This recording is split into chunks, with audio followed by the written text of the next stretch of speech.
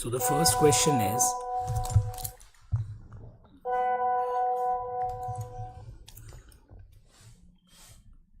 yes. So very good evening everyone. We are here to discuss the questions of cardiovascular system today, right, for the first year MBBS live program. So let's begin with the first question for today, and that is, a 22-year-old man enters the hospital emergency department after severing a major artery in a motorcycle accident, right? So he has suffered from an accident and he has damaged his artery.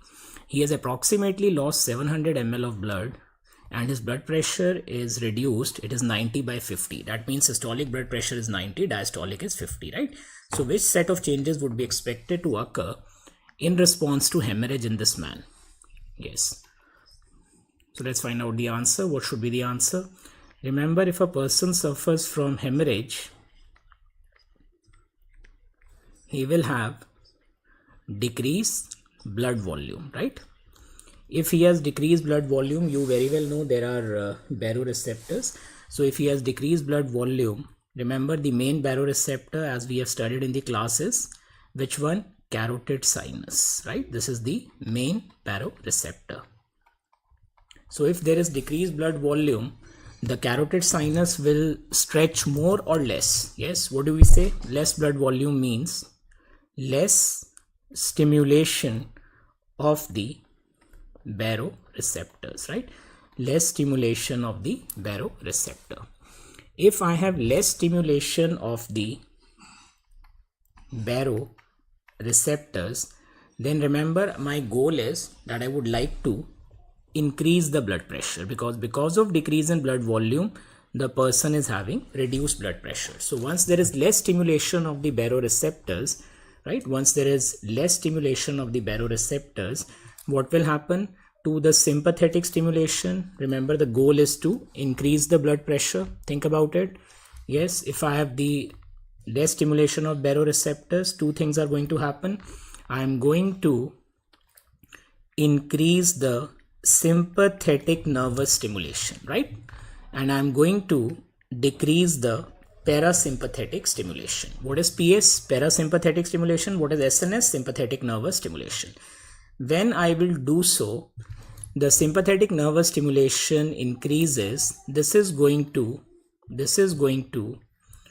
increase my heart rate, right? Increase my total peripheral resistance, and decrease in parasympathetic stimulation also is going to increase my heart rate. Also, it is going to increase my stroke volume, which is not given here as an option, but now I think we can figure out the answer. So yes, what should be the answer? Let's find out. The answer would be, there would be increase in sympathetic activity, increase in heart rate, and increase in peripheral resistance. Remember another important thing which we have studied in the recorded lectures, that the first thing to normalize always is the heart rate, because as you can see, heart rate has a dual control, right? It has a dual control. It is being controlled both by sympathetic and parasympathetic stimulation, right? Or the parasympathetic and sympathetic nervous system. Let's do another one from baroreceptors. This can also come in your exams. So the second question is, a healthy 30-year-old woman stands up from the supine position, right? Which of the following cardiovascular changes are likely in response to standing up from supine position? So let's say she was in supine posture, she was lying down, suddenly she stands up, right? So what will happen? So when she stands up, there would be more venous pooling, right? There would be more venous pooling because of the effect of gravity, right? More venous pooling means less venous return. What is VR? Venous return. Less venous return means, again, less stimulation of baroreceptors. Once there is less stimulation of the baroreceptors now, because they are stimulated less, it will feel like that the blood pressure or the blood volume is less, right? So once there is less stimulation of the baroreceptors, I think you know the answer now, right?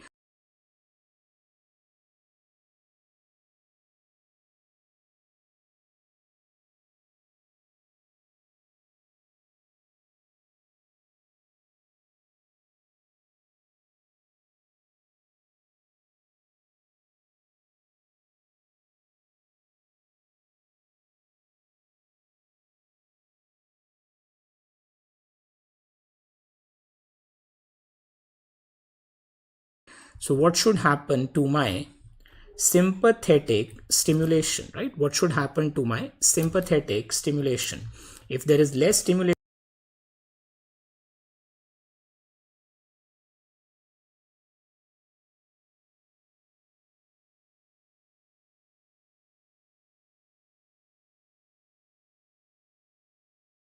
of the baroreceptors, my sympathetic stimulation will increase, right? My sympathetic activity will increase, and my parasympathetic activity will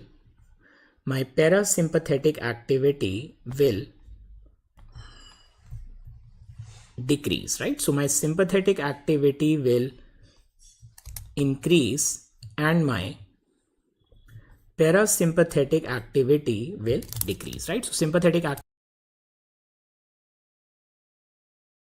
activity increases and my parasympathetic activity will decrease.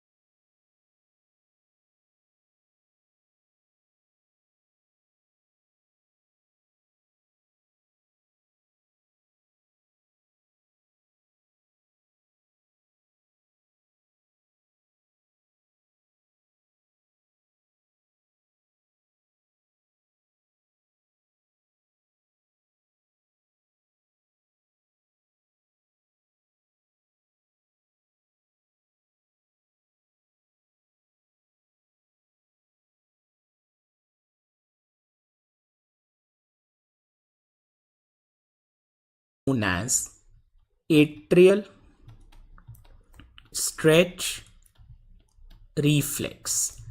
Atrial stretch reflex, which we also call in short as ASR, right? ASR. And with more atrial stretch,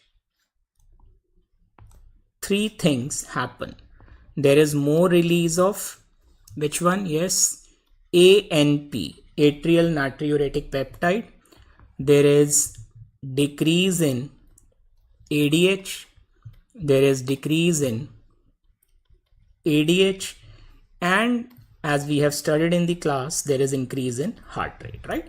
So over here the ANP will increase. Remember, the stimulus for the angiotensin 2, aldosterone and renal sympathetic nervous activity is decrease in blood volume, right? Here there is more stretching of the atria. That means the blood volume has not decreased but rather increased, right? So only option A is correct. Moving on to question 4. A 7-year-old boy, while playing cricket in the park, is hit by a fast moving ball and sustains a skull fracture which compresses the underlying brain tissue, right? So what has happened? Basically, once he suffers the skull fracture, right, there is a collection of fluid in the cranium or blood in the cranium, and now there is increased intracranial pressure. So here we are asking you actually the reflex known as none other than Cushing's reflex, and Cushing's reflex occurs due to increase in intracranial tension, right, which can occur due to trauma, tumor or abscess. Now because here the cause is trauma, right? As we can understand, trauma is the cause here. So there is a collection of fluid which has triggered the Cushing's reflex, and in the Cushing reflex I see three things. There is increase in blood pressure, there is decrease in heart rate, and there is irregular respiration leading to bradypnea. Irregular respiration leading to bradypnea. Bradypnea means decrease in respiratory rate, right? So patient is going to, as he has trauma, what he will feel is that he is not getting adequate oxygen. So he will first try to breathe irregularly, something like this. And then what will happen, that once he starts breathing irregularly, eventually he will have respiratory fatigue and his respiratory rate will reduce, right? So what is the best answer here? Blood pressure increases and heart rate decreases, right? So moving on to question number 5. That's a calculation based question, one of the favorite topics which can come in your exam. In control conditions, the flow through a blood vessel is 100 ml per minute under a pressure gradient of 200. What would be the approximate flow through the vessel after increasing the vessel diameter to 2 times normal, assuming that the pressure gradient was maintained at the same value of 200, right? So let's see what should be the answer. Remember, here I have given you a question based on Poiseuille-Huygens law, right, of hemodynamics. What is this law? Q is equal to delta P into pi by 8 into 1 by eta into R4 by L, right? So if you could recall, Q over here is my blood flow, right, which I have given you in the question, the value. Delta P is pressure gradient, that also we have given you the value. Pi is a constant, 8 is a number, again a constant, eta is viscosity, and L is length, R is radius.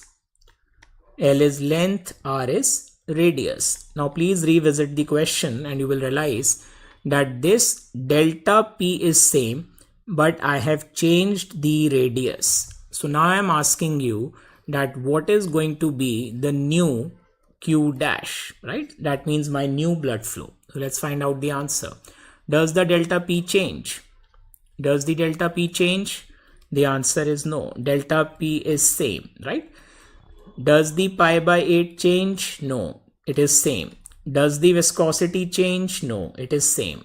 Does the length change? No, but radius has become twice, 2r raised to the power 4. Now we don't need to, solve the question directly. We can just find out that if you solve this, you will realize that this will be delta P into 16r4 upon L. And the upper one is delta P into R4. This is delta P into R4 upon L. The new Q dash or the new blood flow is delta P into 16 R4 upon L. That means the flow has increased by 16 times. So what is the answer? Can you tell me the answer? Normal blood flow was 100 ml per minute. And the new blood flow has become 1600 ml per minute, right? So hopefully you got it correct. Let's move to the next one. What is the best way to maintain blood flow to a tissue? So again, an interesting question. Best way. Remember, the question says best. Best way, right?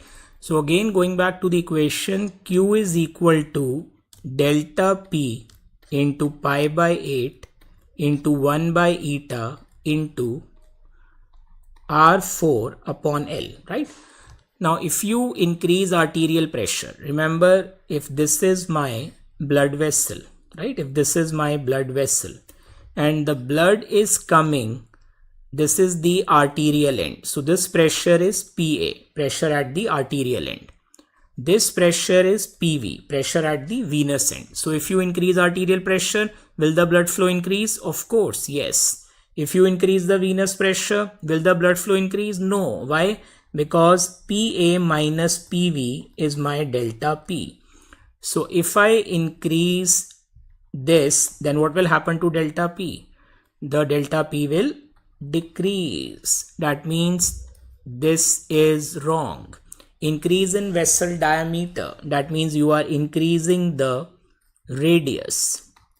If you increase the radius, will the blood flow increase? Certainly yes. Q is directly proportional to fourth power.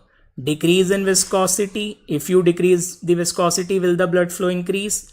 Again yes, but please read the question again. Best way. So when will the blood flow increase? Maximally with minimal change in which factor? The answer is none other than vessel diameter. Why?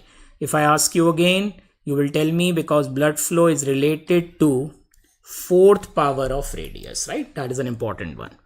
Moving on to question number 7. If a person has been exercising for more than 1 hour, which of the following will have the smallest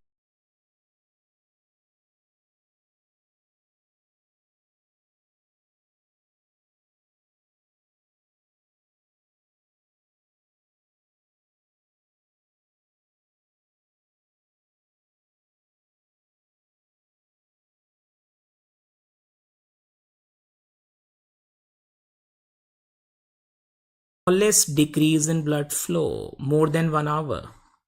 So what we find is that after the person has been exercising for more than an hour, the intestine, kidney and the non-exercising muscles, their all blood flow decreases because they divert the blood flow to exercising muscles.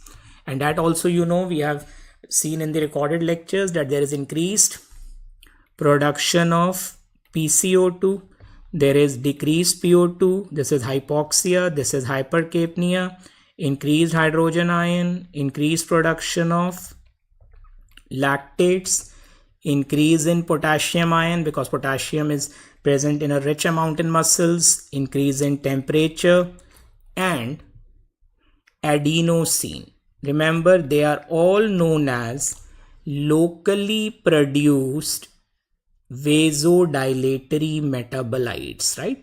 Locally means in the exercising muscle, right? And they increase the blood flow.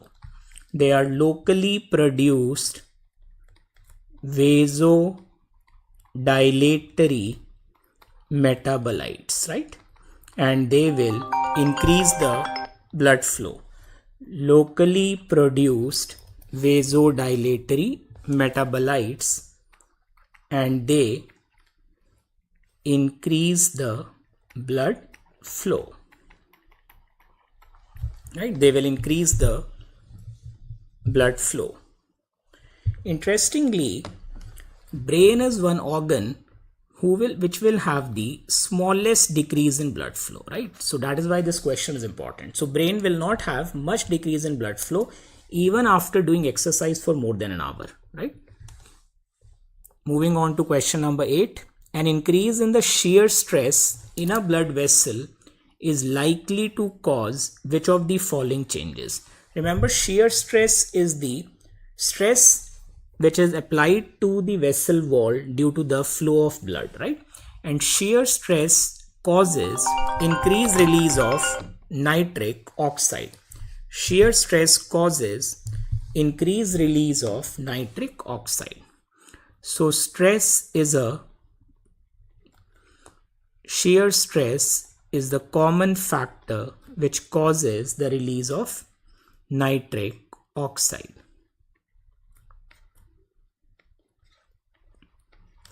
Nitric oxide, remember, converts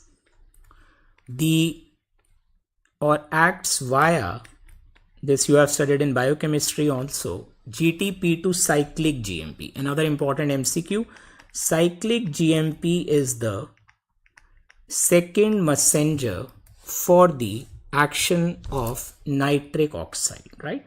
And remember, nitric oxide can come as a short note in your exam, so you have to note two important ones. One is nitric oxide, another one is endothelins, right? Both are important.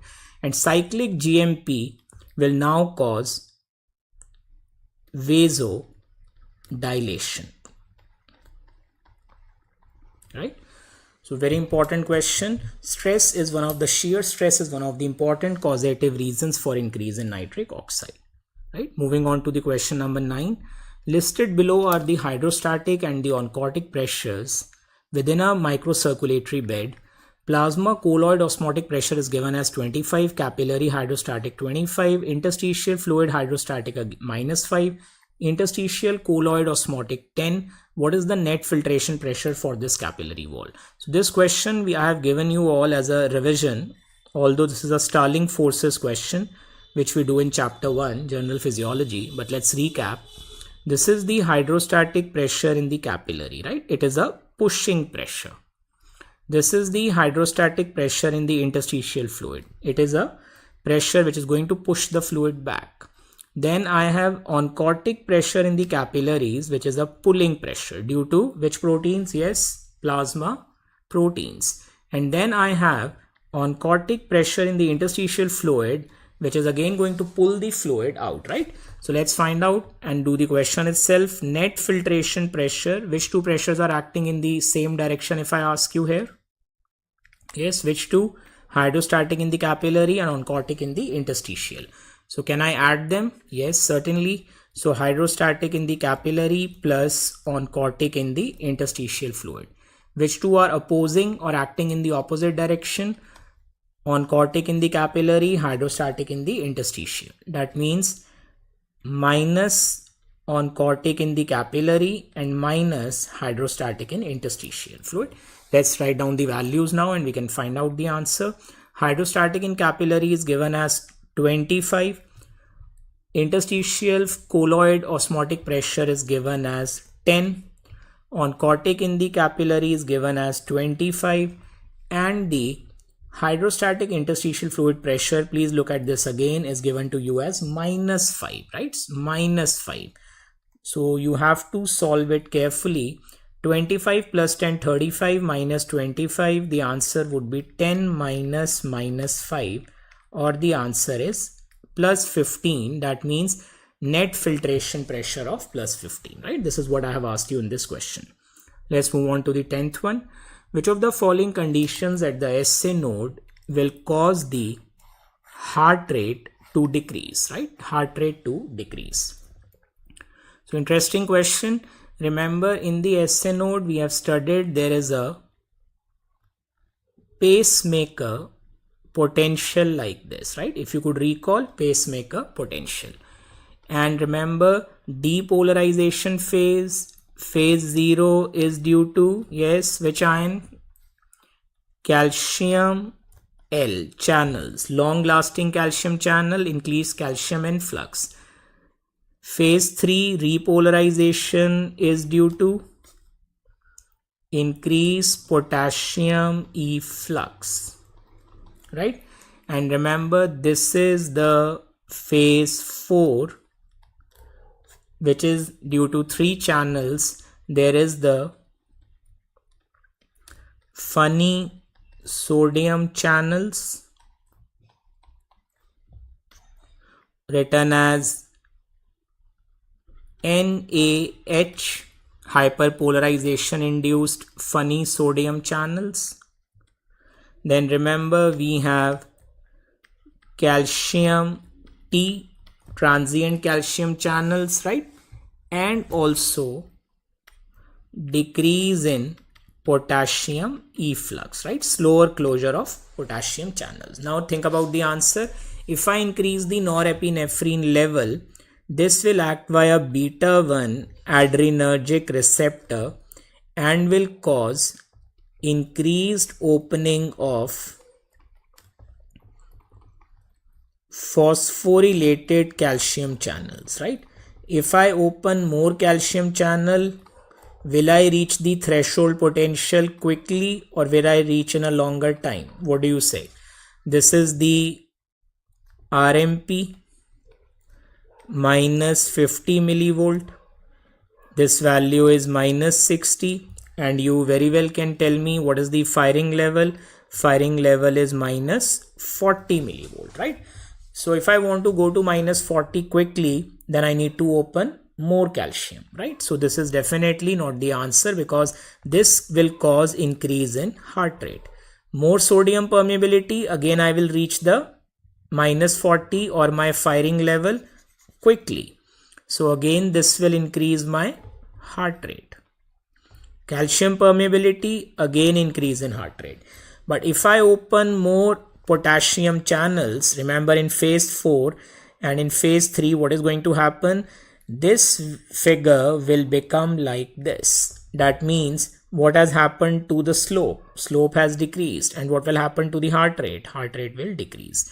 So increased potassium permeability will cause decrease in heart rate and decrease in slope of the phase 4. I hope you all can tell me what is slope. Slope is the angle which the line makes with the horizontal. So just look at this one. Slope has decreased. But if you look at the normal one, in comparison to the normal, slope has reduced. That means it is taking longer time to reach the firing level or the threshold. And the complete picture will become like this, right? So its heart rate has decreased. Interesting question, an important question. Moving on to question number 11. Which of the following set of physiological changes will occur in an individual who stands up from the supine position? So one more question just to make sure that you are clear about this concept. As soon as the person stands up, yes, more venous pooling. So will there be increase in venous hydrostatic pressure? More venous pooling. So this is correct. Will there be increase in venous return? No. Decrease in venous return. Right? There would be decrease in venous return. Decrease in venous return means less stimulation of baroreceptors. Less stimulation of baroreceptors means, yes, what will happen? Increase in sympathetic nervous stimulation, decrease in parasympathetic. Remember, sympathetic nervous stimulation we have studied in the renal system.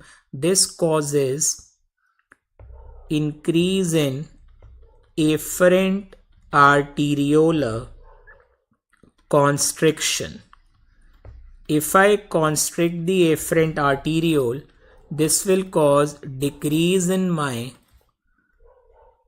renal blood flow, right? So this will also decrease, and parasympathetic activity will also decrease. So the best answer is increase in venous pooling or more venous hydrostatic pressure in the lower limbs, right? In the lower limbs, right? In the legs or in the lower limbs. Moving on to question number 12. So question number 12 now is about a very interesting thing which is known as the pulse pressure, right? So I hope you can recap for me what is pulse pressure. A 65-year-old male visits the OPD for his annual checkup. Remember, these are clinical vignettes or clinical problems, and that is why, I have given you these questions so that you start linking the things of the basic sciences with clinical sciences, right? So his blood pressure was measured. The blood pressure was found to be 190 by 100. Naturally, this is very high. It is not normal, right? If I assume the normal to be 120 by 80, then this is extremely high. Pulse pressure is 90. What is pulse pressure? Difference between systolic minus diastolic. So SBP minus DBP. This is pulse pressure, right? But he has no other problems, right? So what could be the reason for such a high pulse pressure? So remember, pulse pressure is directly proportional to stroke volume and inverse to the arterial compliance.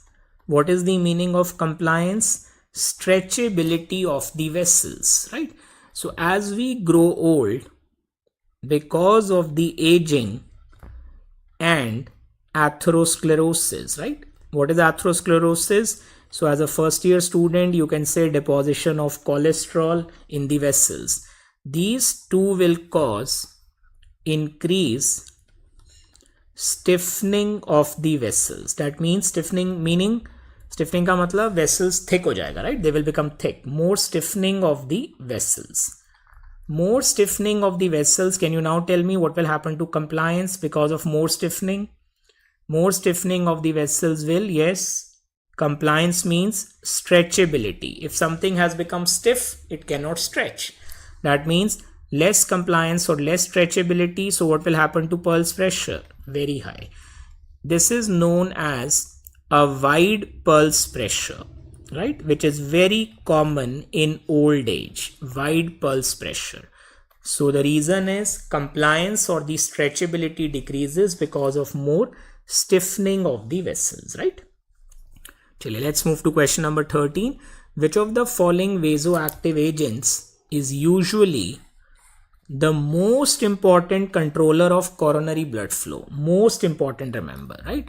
So bradykinin, prostaglandins, hyperkalemia, they all increase the blood flow to the heart. They all increase the coronary blood flow. Remember that. But adenosine, which is a product of ATP hydrolysis, is the most important, right? Kindly remember that. Adenosine is the most important, which is produced by, yes, what is ATP? Adenosine triphosphate, right? ATP hydrolysis. Moving on to question number 14. A 30-year-old man has an ECG at his physician's office, but his records were lost, right? The ECG technician remembered that the QRS deflection was large and positive in the lead AVF and 0 in lead E1, right? 0 in lead 1. What is the mean electrical axis in the frontal plane? So interesting question. Just see this. This is the right arm, left arm and left leg. We have, this is the lead 1, right? And lead 1 axis is 0 degree. Then we have, if I ask you AVF, this is my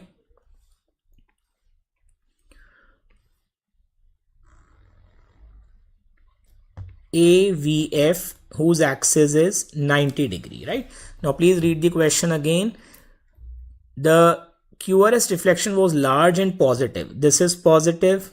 Let's say in the lead AVF, this is P wave. This is a large QRS and like this, right? So PQRST, right? This is the large deflection in AVF. But it was 0 in lead 1, right? So there was no QRS in lead 1. 0 deflection means maybe something like this. So in the lead 1, P wave, Q, R, S and T. So basically here the deflection, net deflection is 0, right? Now I want to know the axis. Now I think all of you can give me the answer. This is, let's say, some positive value, maybe this much, right? And this value is 0. So what will be the axis? Immediately you will tell me the answer. Axis is none other than this angle. This angle is how much? 90 degree. The axis is same as the axis of lead AVF, because lead 1 deflection is 0, right? Is 0. Suppose I change the question and ask you that lead AVF deflection is 0, but lead 1 is a large positive deflection. Then what will be the axis? Axis will be 0 degree, right? Let's move to question number 15.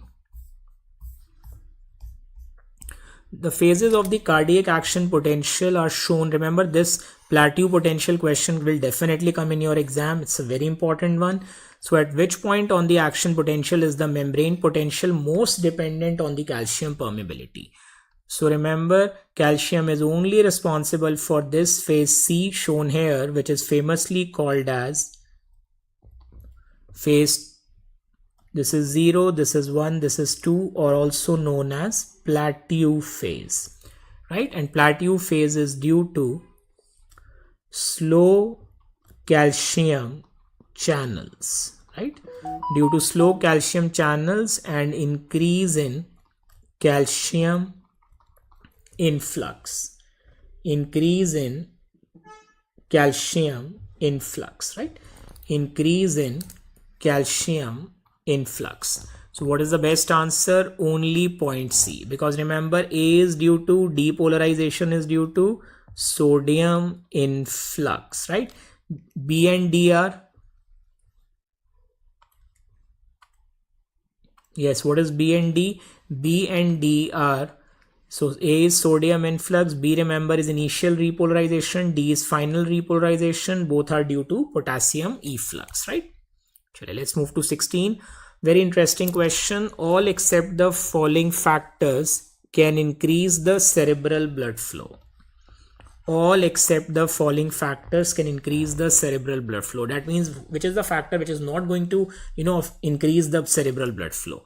Remember, carbon dioxide increase is one of the potent vasodilators, right? It is a potent cerebral vasodilator. So it's a potent cerebral vasodilator. With increase in PCO2, cerebral blood flow increases. What is CBF? Cerebral blood flow, right? Then moving back here, increase in potassium also increases cerebral blood flow.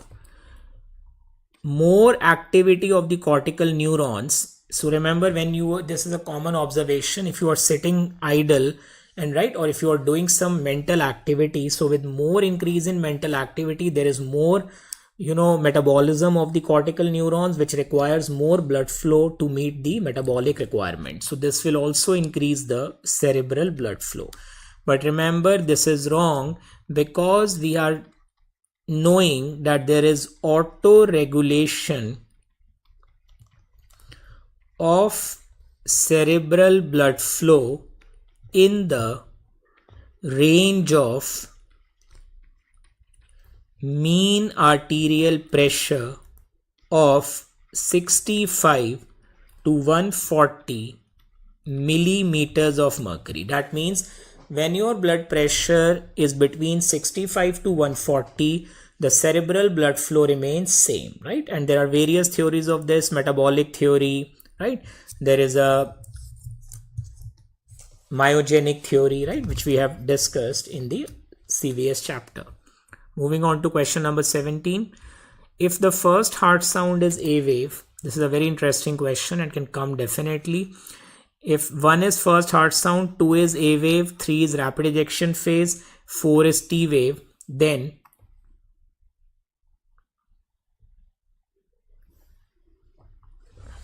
which of the following is the correct sequence in the cardiac cycle after P wave of ECG?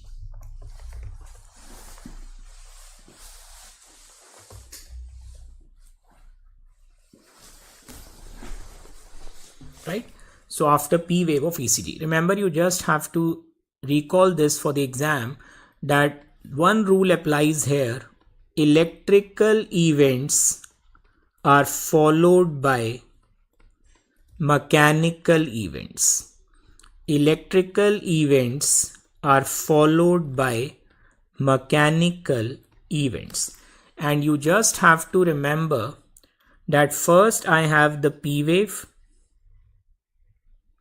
QRS, and then T. So P, Q, R, S, T. Now let's start with the question. What does P wave represent? Which is the first electrical event in the cardiac cycle, right? What are the cardiac cycle? Sequences of electrical and mechanical events in the heart between two successive heartbeats. So P wave represents what? P wave represents atrial depolarization, right? So what will happen just after the end of P wave? After the end of P wave, I will have end of P wave will be followed by the atrial systole. And in the atrial systole, which wave you see in the JVP? A wave, right? A wave. So is the A wave given? Yes, it is given. That means it should start from option 2. But the problem is, now I have made it easy for you. So we should start from option 2, which is atrial systole, right? After P wave, what is the electrical event? QRS. QRS, but they have not given you any R wave here. Doesn't matter. We can write down how do we approach the question completely. After P, I will have QRS. QRS, which represents ventricular depolarization, right? So just after the peak of R wave, right? Just after the peak of R wave. Remember, R wave represents kiska depolarization? Apex, right? So apical depolarization. Just after the peak of R wave, I will have the onset of ventricular systole, right? Onset of ventricular systole. So at the onset of ventricular systole, which heart sound occurs? S1, right? So as the S1 occurs, which phase will start? IVC, isovolumetric contraction. Let's go back to the choices. First heart sound is given, yes. So after 2, I should have 1. Then after isovolumetric contraction, I have rapid ejection and then T wave. That means the answer is 2, 1, 3, 4, right? 2, 1, 3, 4. Because remember, T wave represents, so after IVC, I will have rapid ejection, and then remember T wave represents ventricular repolarization. And if I ask you, just after the end of T wave, what will start? Onset of ventricular diastole. That means which heart sound? Yes, S2, right? Chale, let's move on to question number 18 now. Very easy question if you have understood the 17th one. A 38-year-old male has a murmur that ceases with the onset of second heart sound. Remember, murmur are abnormal heart sounds. Ceases with the onset of second heart sound. Second heart sound occurs at the onset of which phase of the cardiac cycle? I have just told you the answer. At the onset of ventricular diastole, which is which phase? Yes, which phase? IVR, isovolumetric relaxation, right? So the answer is none other than IVR. Which heart sound occurs at the onset of IVC? S1, or in the IVC phase, isovolumetric contraction, S1. But here the answer is S2. Moving on to question 19, another interesting one. Which of the following points in the cardiac muscle action potential is close to the equilibrium potential of the potassium? So if you could recall, what is the equilibrium potential of potassium for me? Minus 90 millivolt, right? Now can you tell me the answer? Just look at this. What is the RMP of the ventricular muscle cell? Minus 90. The only right answer or the close answer here is A, because A point is signifying minus 90, right? Question 20 is another very interesting question. You have transfused 1 liter of blood into your dehydrated patient, right? So you have given some patient the blood transfusion. At any instant, most of the blood will be found in which segment of the systemic vascular bed? So you know, if we classify the vessels, we have the arteries, then we have the arterioles, then I have the capillaries, venules, veins, and the vena cava. That means where will be the maximum blood present? So remember, 2/3 of the blood is always on the or in the venous side, right? In the venous system. That means 64% of the blood is always in the veins, right? Why? Because veins have a very high compliance. They can stretch a lot and they can accommodate a lot of blood, right? Moving on to question number 21. 33-year-old woman is injured in a car accident and is bleeding profusely, right? When the ambulance arrives, she is hypotensive and tachycardic. The paramedic starts intravenous fluid replacement but accidentally infuses 800 ml of pure water, sterile means not having any impurities, instead of normal saline solution. What effect will this infusion have on plasma osmolarity and on the shape of her red blood cells? So interesting question. Now remember, if this is the representation of the RBC, right? So as you give this person the pure water, remember pure water is hypotonic solution, right or wrong? Pure water is hypotonic solution. If you give hypotonic solution, what will happen to plasma osmolarity? It will decrease.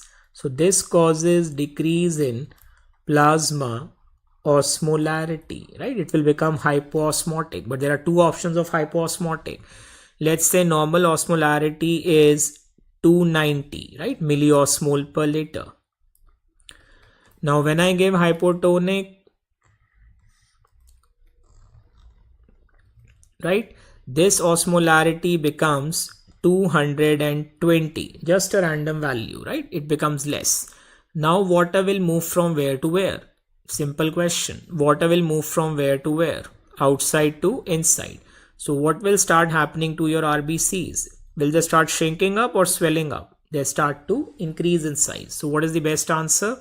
The RBCs will become swollen and the plasma osmolarity will decrease, right? So it will not become crenated. Crenated will happen when I have given the person hypertonic solution. If I change the question and this becomes 370, now remember water will move out and now my RBCs will become shrunken or crenated, right? Chaliye, let's move to 22. A patient has a resting heart rate for 22 and 23. I have given you the same figure, but question is different. Very interesting question. Patient has a resting heart rate of 70 beats per minute, normal blood pressure, normal body temperature. Use the pressure volume diagram of the left ventricle below and tell me what is the cardiac output of this patient. So remember, what I want you to tell me here is that there are two values where I would like you to focus, right? So let me enlarge this. Just see this now. I have zoomed the figure. This is first value, which is 150, right? This is first value, which is 150. What is this 150? If you can think about EDV, end diastolic volume, right? Then I have some blood which is left in the ventricles at the end of systole. This is my ESV. What is ESV? 50 ml, right? So this is my ESV. So if I want to find out the cardiac output, the formula is stroke volume into heart rate, right? Stroke volume into heart rate. That means I need to find out stroke volume. Stroke volume is none but width of the loop. Because remember, stroke volume is the volume of blood ejected per ventricle per beat into circulation. So how much you had? 150. What is end diastolic volume? Volume of blood present in the ventricles at the end of diastole.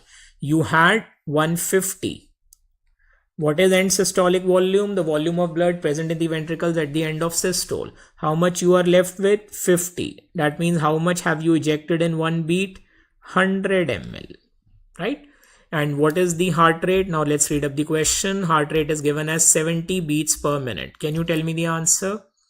The answer would be, we just need to cross multiply, and the answer would be 100 ml into 70 beats per minute, right? That means 7000 ml or 7 liters per minute is the cardiac output, right? 7 liters per minute. Is that the option given? Let's find out. So yes, 7000 ml or 7 liter per minute, right? Interesting question, can come in exam. Patient has a resting heart rate of 70 beats per minute. Normal blood pressure, same figure is given again. Now I am asking you, what is the extent of diastole in the ventricular pressure volume relationship? This is slightly tougher question in comparison to the earlier one, right? Extent of diastole. Let's find out. Let us zoom the figure. So if you could recap for me again, this is EDV.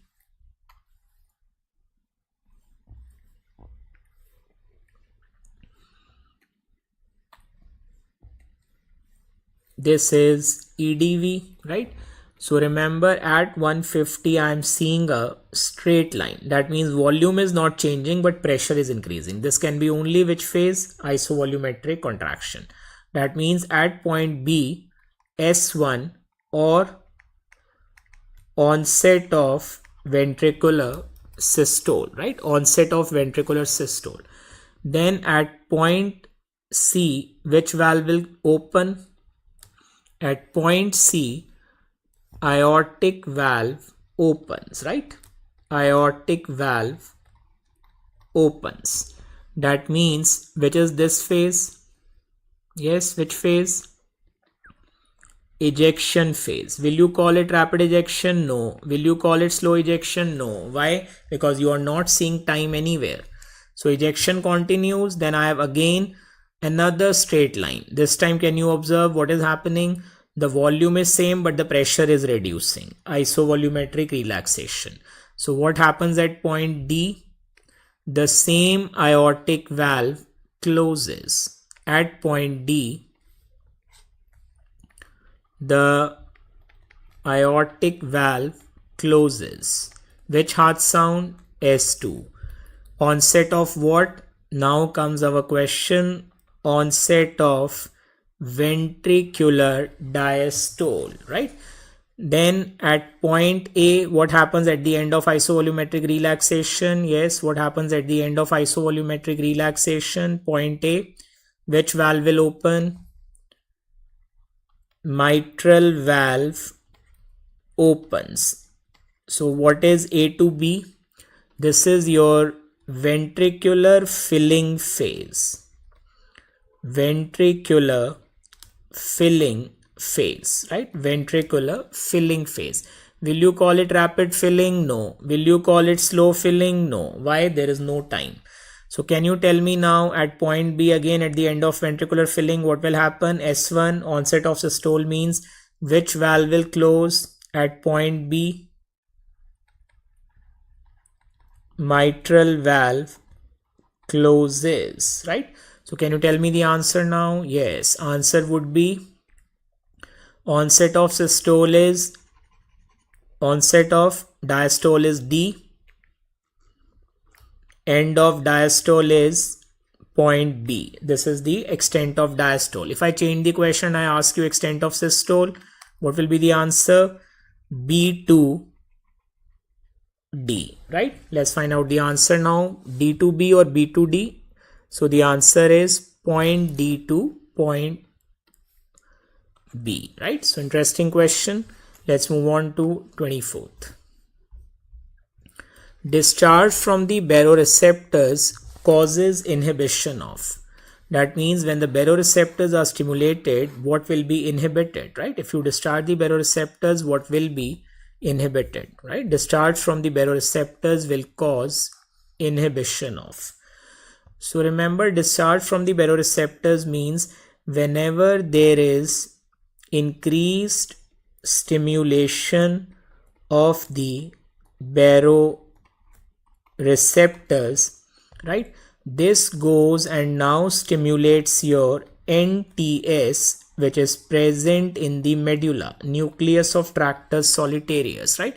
So this is going to be, this should be U, solitarius. This is going to be stimulated, right?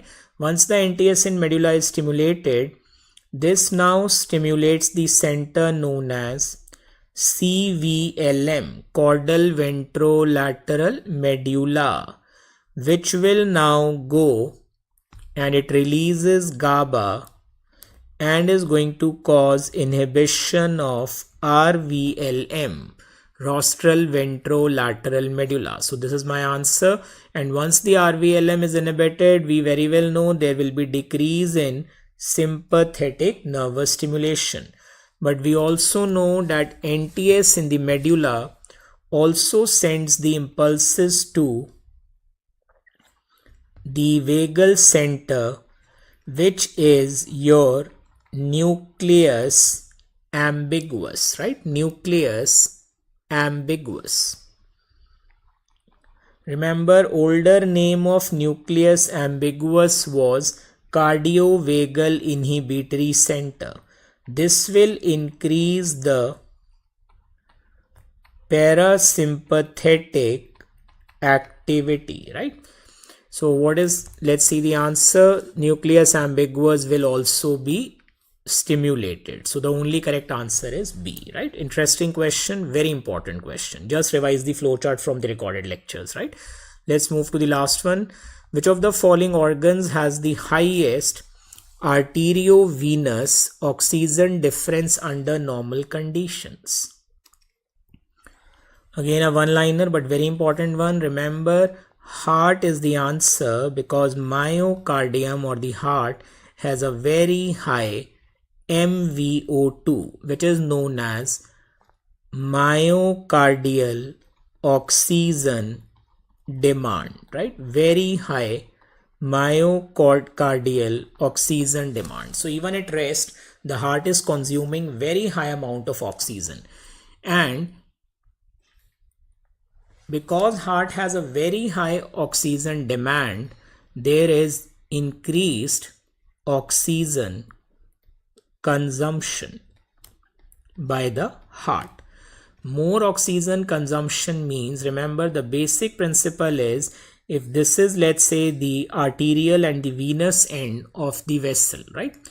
And these are your, let's say, tissues. Over here, it would be my heart, right? So the basic principle is that at the arterial end, the blood is coming in. This is the arterial end. And remember, this is the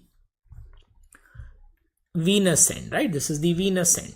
So as the blood is flowing like this, right, what are the tissues going to do? They are going to consume oxygen, and they are going to oxygen consumption by the heart. The venous O2 levels, think about it, in comparison to arterial O2 levels will be low or high. Because you have consumed a lot of oxygen, the venous O2 levels will be very, very low. So what will happen to the arteriovenous oxygen difference in the heart? Naturally, it will be very high. Rather, we say it is the highest, right? So it is the highest in the heart, right? Highest in the heart. Remember that, right? Very, very important question. Highest in the heart, right? So I hope this discussion was useful for us. Just revise these topics from the recorded lectures, right? And I would be signing off now. So once again, a very happy new year to you all. Take care, right? So, and goodbye, right? Yes. Thank you so much for patient listening. Yes.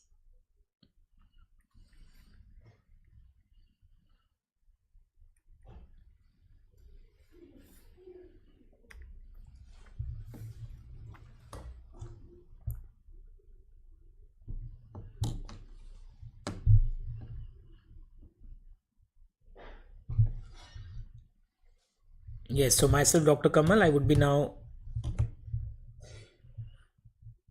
Yes, so goodbye for today, and till we meet next time for the discussion of another chapter, right?